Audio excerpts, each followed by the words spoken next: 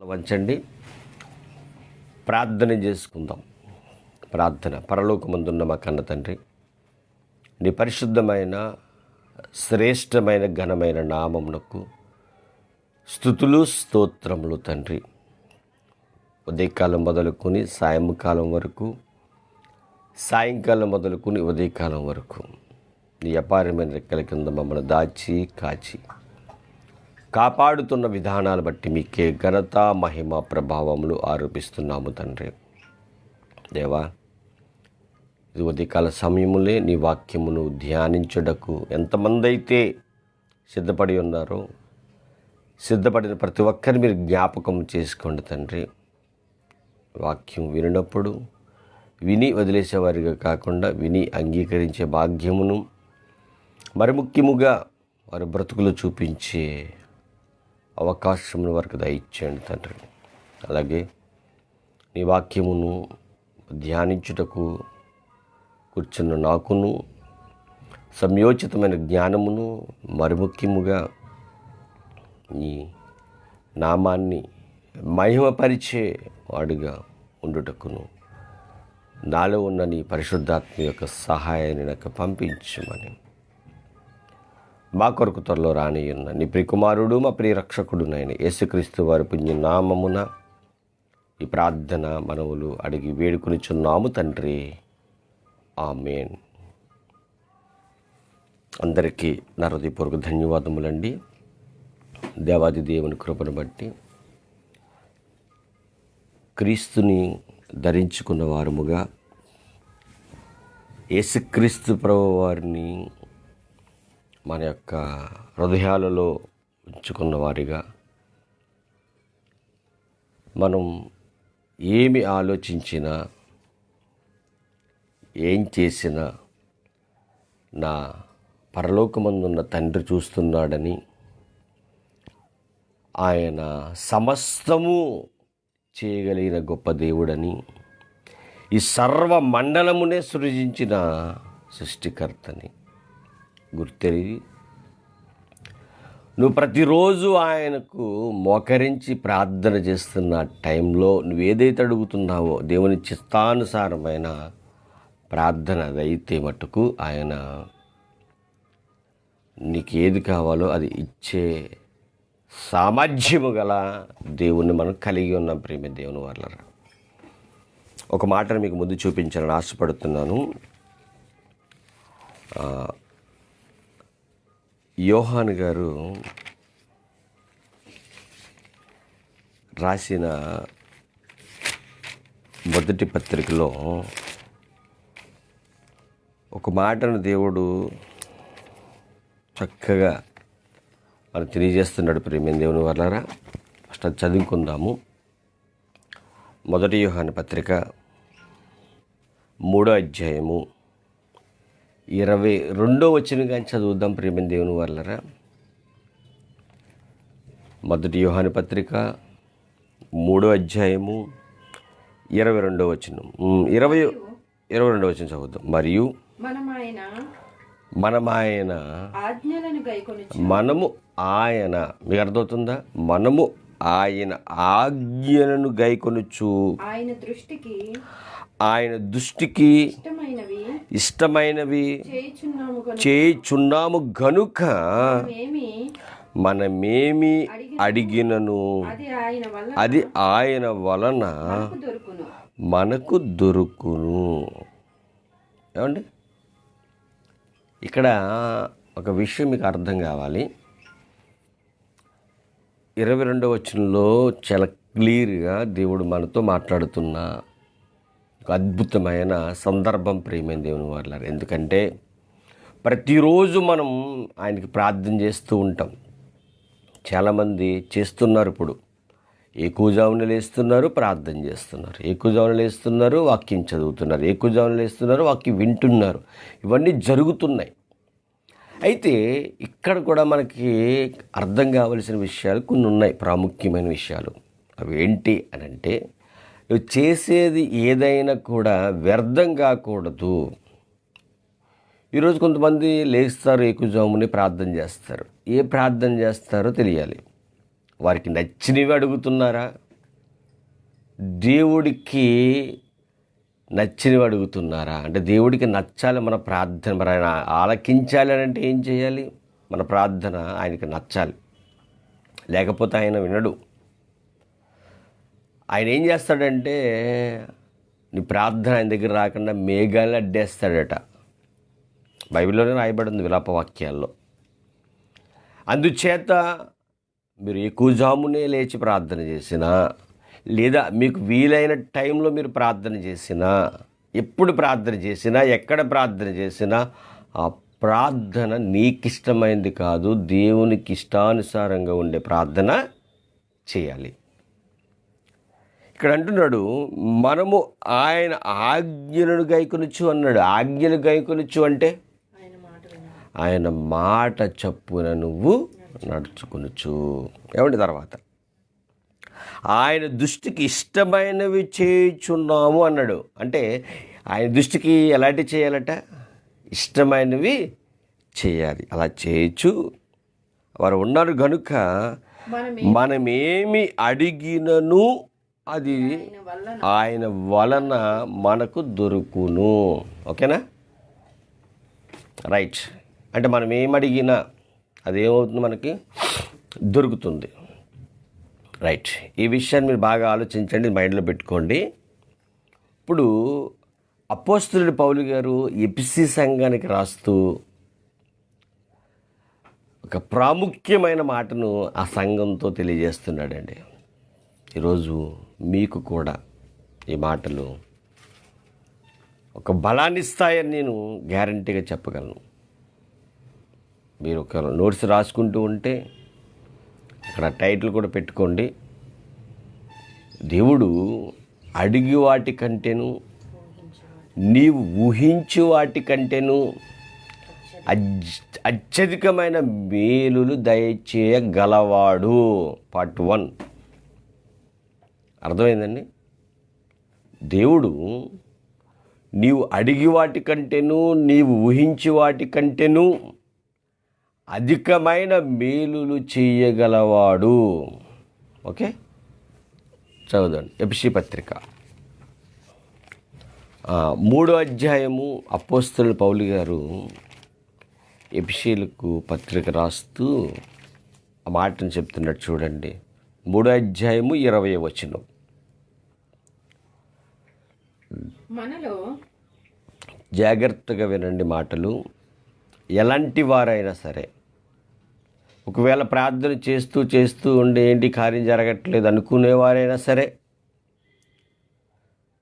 మీ ఇంట్లో ఏ ప్రాబ్లం ఉన్నప్పటికీ, మీ కుటుంబంలో ఎన్ని సమస్యలు ఉన్నప్పటికీ, మీరు ఎలా ఉండాలో, ఎలా ఉంటే ఈ గొప్ప మాట మన బ్రతుకులో నెరవేరుతుందో యొక్క పాఠంలో మీకు అర్థమవుతుంది. ప్రేమ దేవుని వాళ్ళారా, చాలా జాగ్రత్తగా వినండి. ఈ మాటలు మన బ్రతుకులను వెలిగించే అద్భుతమైన మాటలు. ప్రేమ దేవుని వాళ్ళారా, చదువుదాం. మనలో కార్యసాధకమైన తన శక్తి చొప్పున మనము అడుగు వాటికన్నిటికంటేను ఊహించు వాటి అన్నిటికంటేను అత్యధికముగా చేయ శక్తి గల దేవునికి క్రీస్తు యేసు మూలముగా సంఘములలో తరతరములు సదాకాలము మహిమ కలుగునుగాక. ఆమేన్. ఈ మాటలో భావం మనకు అర్థమైందా? భావం అర్థం కాకుండా నువ్వెంత చదివినా, ఎన్నిసార్లు చదివినా ఏ ప్రయోజనం కూడా లేదు. ప్రేమ దేవుని వాళ్ళారా, ఏం చేస్తాడట ఆయన? 20వ వచనం మళ్ళా చదువుతున్నాను, జాగ్రత్తగా వినండి. మనలో కార్యసాధకమైన తన శక్తి చొప్పున.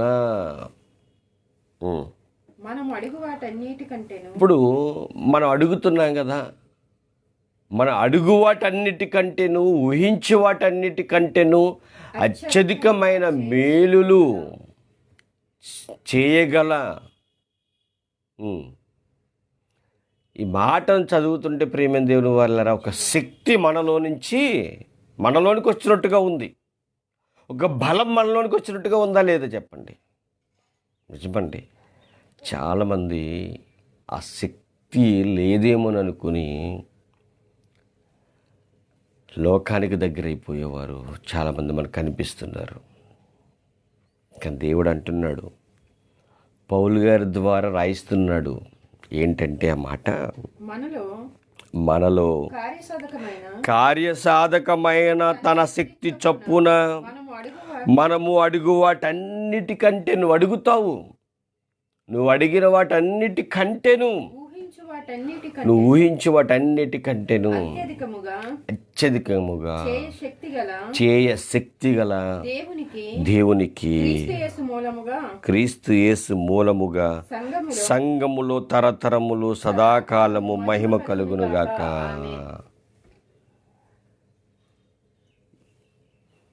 ఏంటి నువ్వు అడిగేది? ఇంకో విషయం మనం ఆలోచిస్తే, అడిగే వాటికంటే చాలామంది అడిగేవి ఏంటంటే ఆస్తి అంతస్తుల గురించి అడుగుతూ ఉంటారు. దాన్ని పక్కన పెట్టండి, అది లోకపరంగా. దేవుడు నిన్ను పోషిస్తాడు కాబట్టి, దేవుడు నీకు ఏం కావాలని దయచేయగలడు కాబట్టి నువ్వు దాన్ని మైండ్లో పెట్టుకోకు. నీ మైండ్లో ఉండవలసింది ఏంటంటే, దేవుడిచ్చిన జీవితాన్ని ఎంత చక్కగా నీ కాపాడుకోవాలి, దేవుడిచ్చిన ఈ బ్రతుకును దేవుడికి నచ్చినట్లుగా నేను కాపాడుకోవాలి అన్న ఆలోచనలు నీలో ఉండాలి. ఎందుకంటే మీకు ఈరోజు ఒక భక్తుడిని పరిచయం చేస్తానండి. ఆ భక్తుడు ఆధారం లేని టైంలో దేవుని యందు విశ్వాసం ఉంచాడు. ప్రేమ దేవుని వాళ్ళారా, ఈ మాట మైండ్లో పెట్టుకోండి. ముందు మనం చదువుకున్న యోహాను గారు రాసిన పత్రికలు కూడా చదువుకున్నాం. నువ్వు ఆజ్ఞల చప్పున ఆయన చిత్తానుసారముగా నువ్వు ఏది అడిగినా ఇస్తాడు, నువ్వు నమ్మాలి. అక్కడ చూడండి, చాలా అద్భుతంగా మాట్లాడాడు. అంటే మేము ఏది అడిగినా ఇచ్చేస్తాడు అనేవాళ్ళు చాలామంది ఉన్నారు. ఆ మాటను బట్టి నువ్వు ఏది అడిగినా ఇస్తానన్నాడు, అంతవరకు బాగానే ఉంది. ముందేమన్నాడు? ఆయన ఆజ్ఞలు చప్పున ఆయన చిత్తానుసారముగా నువ్వేమడిగినా. ఈ పాయింట్ అర్థం కాక చాలామంది ఈరోజు ఆయన ఏదడిగినా ఇచ్చేస్తానన్నాడండి, ఏదడిగినా ఇచ్చేస్తానండి. అది పొరపాటు. ఏది అడగాలో ముందు నీకు తెలియాలి. ఏమండి, ఇక్కడ పౌలు గారు అంటున్న మాటను కూడా మనం ఆలోచిస్తే, మన అడుగు వాటికంటే ఊహించే వాటికంటే అత్యధికముగా ఇస్తాడట. రైట్, ఈ రెండు మనం పక్కన పెడదాం, ఇక్కడ ఆలోచిద్దాం. ఒక భక్తుని మనం పరిచయం చేసుకుందాం. ఆ భక్తుడి పేరే జనములకు తండ్రి. అతను అర్థం కాలేదండి అతనికి పరిస్థితి ఏంటో, కానీ అర్థం కాని పరిస్థితుల్లో కూడా దేవుడి మాటను నమ్మేశాడు అతను. అతనికి ఇంచుమించు 99 సంవత్సరాలు వచ్చేసాయి, లేదా పోనీ ఒక 80 సంవత్సరాలు ఎప్పుడో. ఆయన ఒక మాట అంటాడు దేవునితో, తండ్రి ఎంత ఆశీర్వాదం నాకు ఇచ్చావు. అబ్రహాం గారు అని మాట అండి. ఎవరితో? పరలోకమందున్న తండ్రితో. ఏమనంటే, ఎంత ఆస్తి నాకు ఇచ్చేసే ఉపయోగం ఏంటి? నా కడుపుని ఎవరు పుట్టలేదు, ఇంకా అవకాశం కూడా ఉండకపోవచ్చు. ఎందుకంటే నేను ముసలివాడిని అయిపోతున్నాను, నా భార్య ముసలిది అయిపోతుంది, గర్భం ఉడికిపోయింది, ప్రయోజనం ఏముంది? ఇంకా నాకు మట్టుకు నువ్వేమిచ్చావు? ఆస్తి ఇచ్చావు, అంతస్తునిచ్చావు, ఐశ్వర్యం ఇచ్చావు, ధనం ఇచ్చావు, అన్నీ ఇచ్చావు తండ్రి. కానీ అవి తినేవారు నా కడుపును పుట్టిన వాళ్ళు లేడు కదా. నువ్వు ఎంత ఇస్తే సుఖం ఏముంది? ఇదిగో నా దగ్గర ఉన్న వీళ్ళందరికీ కదా వెళ్ళేది, నా గర్భాన్ని పుట్టినవాడు ఎవరు లేరు కదా అని ఊహల్లో ఉన్నాడండి ఆయన. ఎవరు? అబ్రహాము గారు ఊహల్లో ఉన్నాడండి. దేవుని అడుగుంటాడా? దేవుడికి ప్రార్థన కూడా చేసి ఉంటాడు. చూద్దామండి. ఆ సందర్భంలోకి వెళ్ళిపోయి ఆలోచిస్తే ఇంకా బాగుంటుంది. ఈ మాటలు వింటున్న ప్రతి ఒక్కరు కూడా గ్రహించండి. మీ జీవితాల్లో కూడా నాకు అది జరగలేదు, ఇది జరగలేదు అనుకునే ముందు ఆ జరిగేది దేవుడికి ఇష్టమా కాదని మీరు ఆలోచించండి. ఎందుకంటే ఈ భూమి మీద ఎన్ని సంవత్సరాలు బతుకుతాం? గట్టిగా ఉంటే 70 సంవత్సరాలు, అంతకుమించి బ్రతికినా వ్యర్థమేనండి. ఎందుకంటే వాళ్ళ చేత వీళ్ళ చేత తిట్టించుకోవడం, కొట్టించుకోవడం అంత అవసరం ఏముంది? కానీ దేవుడికి ప్రార్థన చేయండి, తండ్రి నా ఓపుకున్నంతకాలం నన్ను ఉండించు, నీ చిత్త ప్రకారంగా నన్ను తీసుకెళ్ళిపో అనే ప్రార్థన చేయండి. ఈ భూమి మీద ఎక్కువ సంవత్సరాలు ఉండిపోవాలనే ఆశ మనకు వద్దండి, వద్దు. ఈ చిన్ని జీవితంలో ఇన్ని ఆశలా అనిపిస్తుందండి ఒక్కొక్క టైంలో. ఈ చిన్ని బ్రతుకులో ఇది శాశ్వతం కాదు. మరి దీనికి ఇంత ఆరాటమా, ఇంత పోరాటమా? ఆలోచించండి ప్రేమ దేవుని వాళ్ళారా. అబ్రహాం గారి దగ్గరికి వెళ్తేనండి, అబ్బా, ఆయన ఏ ఆధారము లేనప్పుడే దేవుడి మీద అంత గొప్పగా విశ్వాసం ఎలా ఉంచాడో ఇప్పటికీ అర్థం కావట్లేదు. కానీ అర్థమైతే ధన్యుడు, అర్థమైతే ధన్యుడు. ఆది ఖండానికి వెళ్దామండి. జాగ్రత్తగా వెనక్కి వెళ్ళి మనం ఆలోచిస్తే ఆది కాండము 15వ అధ్యాయము, ఆది కాండము 15వ అధ్యాయము ప్రారంభం వచ్చిన నుండి మనం చదువుదామండి. మనకి అబ్రహాము గారి గురించి ఆది కాండం 12వ అధ్యాయం కానించి ఉంటుంది. మీరు చదవండి, బాగా అర్థమవుతుంది. ఆయన ఎలా దేవుడు మాట నమ్మాడో, ఎందుకు నమ్మాడో, నమ్మినందుకు ఆయన కలిగిన లాభం ఏంటో మనకి తెలియాలి. మీరు 12వ అధ్యాయం కానించి చదువుకోండి.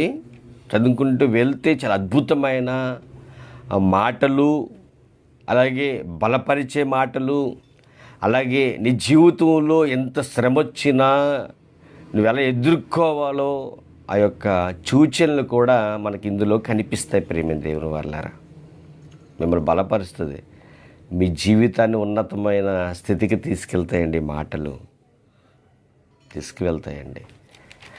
ఆది కాండము 15వ అధ్యాయం ప్రారంభం వచ్చింది కానీ చదువుతున్నాను, జాగ్రత్తగా వినండి ప్రేమ దేవుని వాళ్ళారా.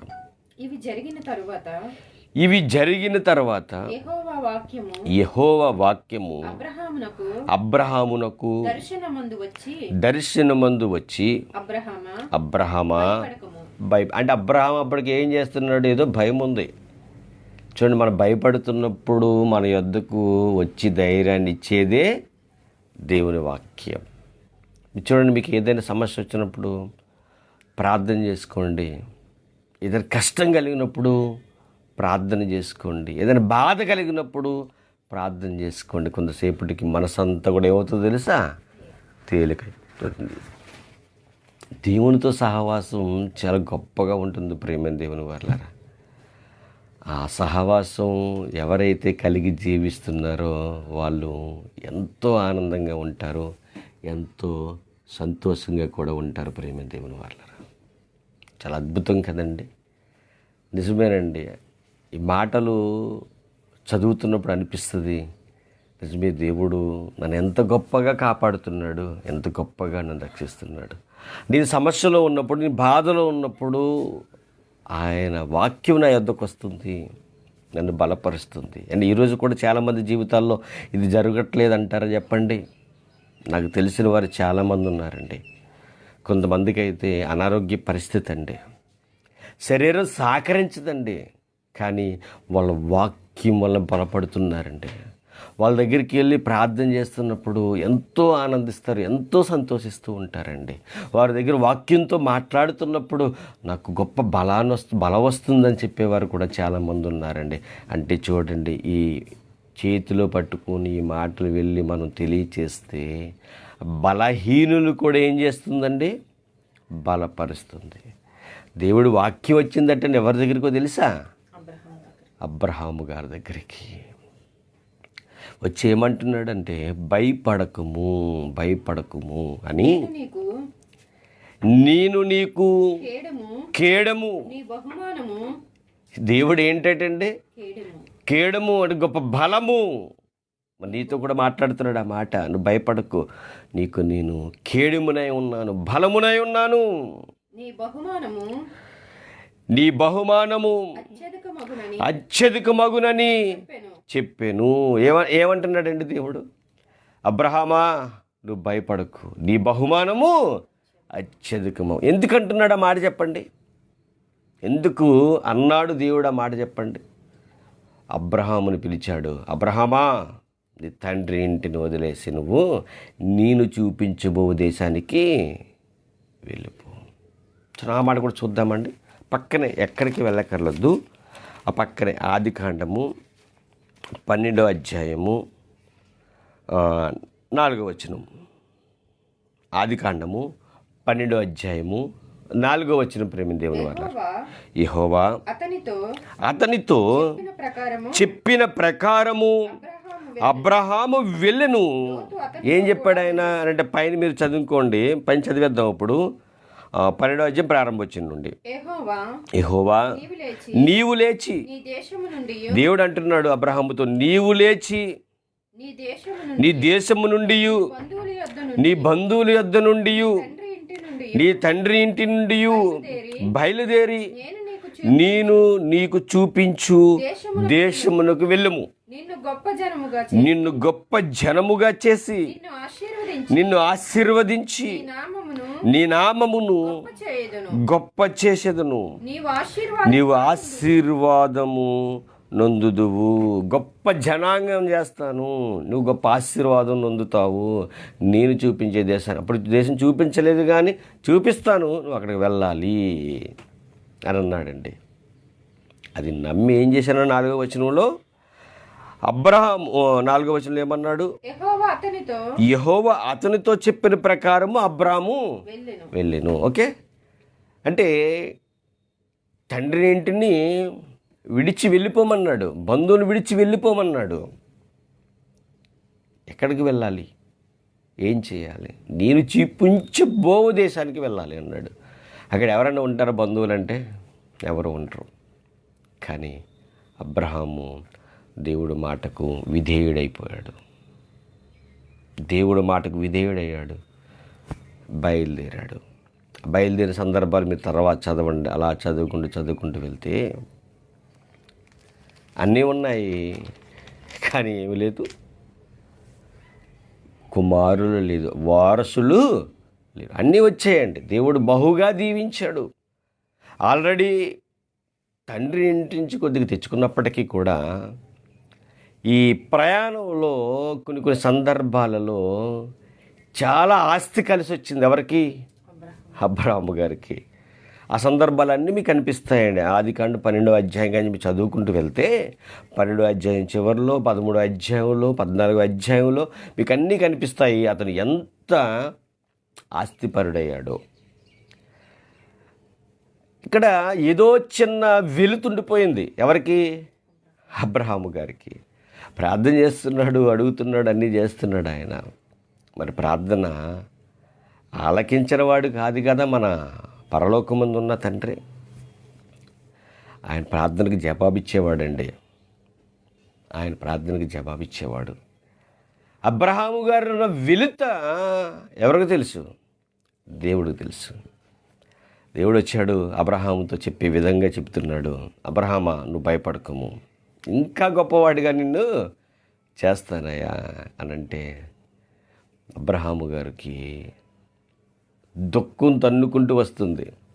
అయ్యా, నన్ను ఇంత గొప్పవాడిగా చేయటకు నేను ఏ పాటి వాడిని? చేశావు, అంతా బాగానే ఉంది, అనుభవించడానికి వారసుడేడయ్యా. చూడండి అక్కడ ఎంత చక్కగా అడుగుతాడు ఆయన.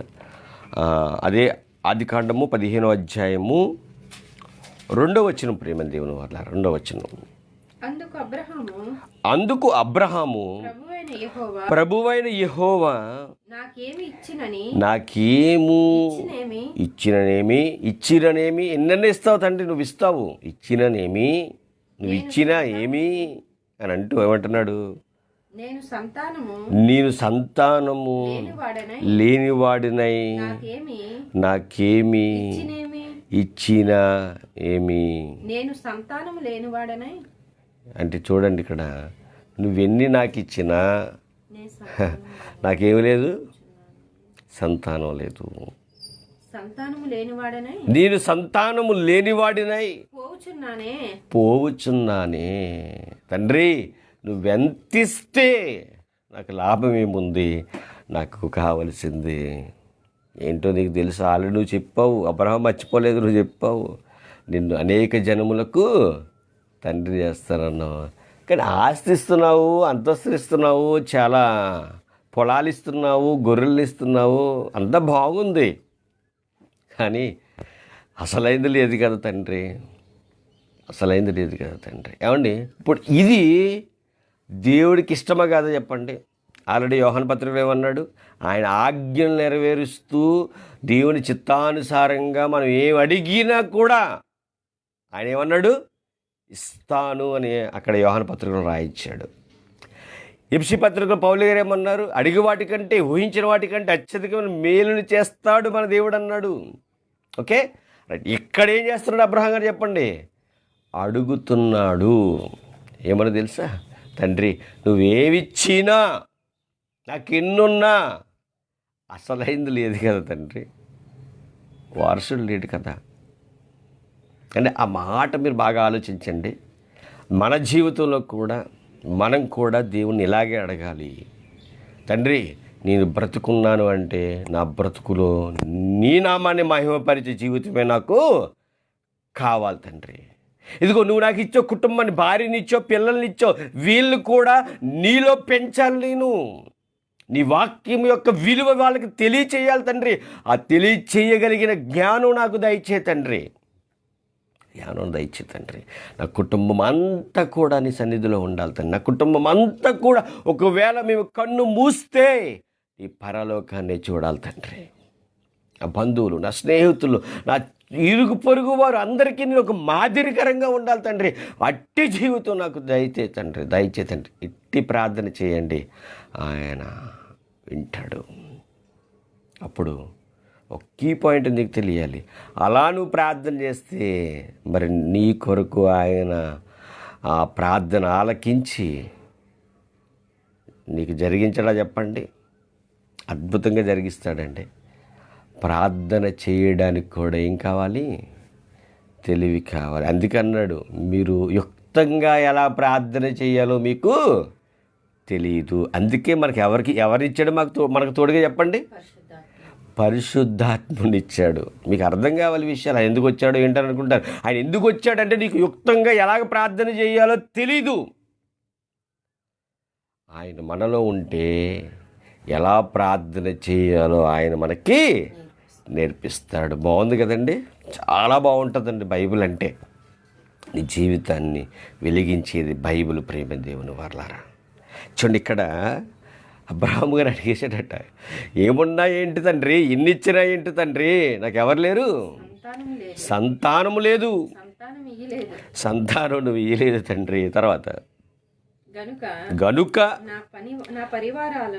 నా పనివారులలో నేను సంతానము లేని వాడినై పోవుచున్నానే తండ్రి.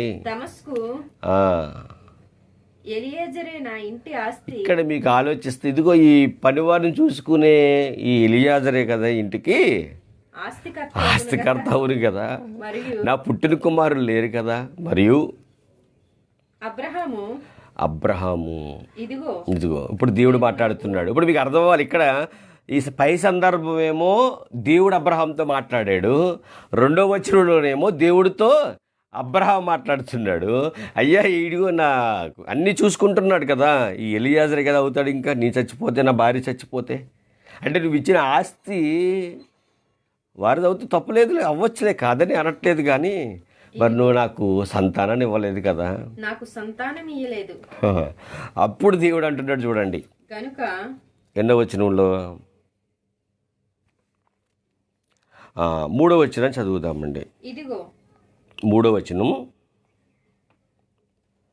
15వ అధ్యాయము 3వ వచనం. ఇదిగో నీవు నాకు సంతానం ఇయ్యలేదు, నాకు సంతానం ఇయ్యలేదు గనుక నా పరివారములలో ఒకడు నాకు వారసుడగునని చెప్పగా యెహోవా వాక్యము అతని యొద్దకు వచ్చి ఇతడు నీకు వారసుడు కాడు. అబ్రహామును ఊహించుకుంటా చూసావు, అది కాదు నీకు ఇతడు వారసుడు కాడు. నీ గర్భవాసమున పుట్టబోవుచున్నవాడు నీకు వారసుడగునని చెప్పెను. మరియు ఆయన ఇప్పుడు అబ్రహామా, ఇదిగో ఇతడు కాదు, నేను చెప్తాను, నీకు చూపిస్తాను, నీ గర్భవాసన పుట్టేవాడు నీకు వారసుడు అవుతాడు అడిగాడా లేదా చెప్పండి? అబ్రహాము అడిగాడు. ఏమడిగాడు? ఒక వారసుని అడిగాడు. నిజంగా అడిగిన వాటికంటే ఊహించిన వాటికంటే అసలు ఊహించుంటాడు అబ్రహాం? చెప్పండి. నీ జీవితంలో నా జీవితంలో మనం ఊహించం, కానీ గొప్ప జీవితం దేవుడు మనకు అనుగ్రహిస్తాడండి. ఈ మాట చదువుతుంటే అనిపిస్తుంది ఇంకా నా జీవితం దేవుడికే అంకితం చేసుకోవాలని. ఎందుకంటే మంచి మంచి మాటలండి, బలపరిచే మాటలండి ఈ మాటలన్నీ కూడా. అప్పుడు దేవుడు అన్నాడట, అబ్రహాము నువ్వు అన్నది బాగానే ఉంది, అయితే నీకు ఒక సూచన చూపిస్తాను, సరే నువ్వు బయటికి రా, ఒకసారి వెనపలికి రా అన్నాడు. అతన్ని తీసుకుని వచ్చి అబ్రహాము ఇదిగో ఆకాశం వైపు చూడవయ్యా అన్నాడట. ఆకాశం వైపు చూశాడట. చూస్తే నక్షత్రాలు ఉన్నాయట. అయ్యా చూశానయ్యా. ఏంటయ్యా? నువ్వేం చేస్తావంటే నీ కంటికి కనిపిస్తున్నాయి చూసావు నక్షత్రాలు, మెల్లమెల్ల మెరుస్తున్నాయి చూసావు నక్షత్రాలు, ఆ నక్షత్రాలు అన్నీ లెక్కెట్టాయి. ఎందుకు లెక్కెట్టాలి ప్రభా? నువ్వు వారసుని అడిగావు కదయ్యా. ఏమంటే చాలా అద్భుతం కదండి. ఇటు వారసుని అడిగితే నక్షత్రాలు లెక్కెట్టమంటున్నాడు ఏంటి ఆయన, లేదా నక్షత్రాలు చూపిస్తున్నాడు ఏంటి ఆయన అన్నట్టు దీనికి ఒక అర్థం ఉంది. ఏమన్నాడు? చదువుతాం కిందకి. నీకు చేతనైతే లెక్కించమన్నాడా లేదు చెప్పండి. ఇటు అబ్రహాముని బయటకు తీసుకొచ్చాడు, ఆకాశం వైపు చూడమన్నాడు, నక్షత్రాలను చూడమన్నాడు. నీకు చేతనైతే నేను లెక్కెట్టవయ్యా నక్షత్రాలు అన్నాడు. నక్షత్రాలు లెక్కెట్టు అబ్రహాము, ఎందుకంటే నీకంతమంది పిల్లలు ఇవ్వబోతున్నావు, లెక్కెట్టుకో. నువ్వు ఒక్కడిని అడిగావు అండి. మాట చదువుతుంటే కన్నీళ్ళు ఆగట్లేదండి. అంటే దేవుడు నువ్వు అడిగే వాటికంటే ఊహించే వాటికంటే అత్యధికంగా ఇస్తానని పౌలు గారు ఎఫెసు సంఘంలో రాయిస్తే ఆ మాటను మనం చరిత్రలోకి వెళ్ళి చూడగలిగితే ఆదికాండంలో 15వ అధ్యాయంలో అబ్రహాము గారు అడిగింది వారసుని ఆయన ఇస్తానన్నది చూడండి. ఆకాశములో నక్షత్రాలు నీకు చేతనైతే లెక్కెట్టుకోవయ్యా అబ్రహాము, నీ సంతానము అలాగ ఉన్ననని చెప్పెను. అతడు యెహోవాను నమ్మెను. ఆయన చూడండి, యెహోవాను అబ్రహాము నమ్మెను.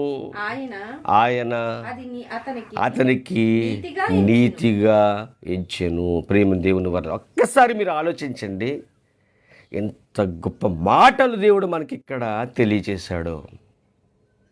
నువ్వు ఎలాగున్నావు, నీ ఆలోచనలు ఎలాగున్నాయి ఒక్కసారి మీరు ఆలోచించండి ప్రేమ దేవుని వల్లారా.